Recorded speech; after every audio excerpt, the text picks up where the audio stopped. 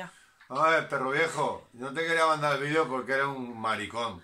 Aparte de que te cagan los muertos, me cago yo en todos los tuyos ya. Si me das una dirección, sube y te voy a reventar. Porque tanta mierda y tanta publicidad. Ah, y quítate el perro ese que llevas al lado, que lo único que te va a hacer es pegar más pulgas de las que tiene. Cacho de maricón.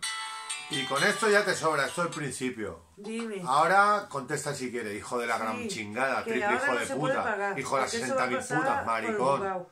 A la cuelga.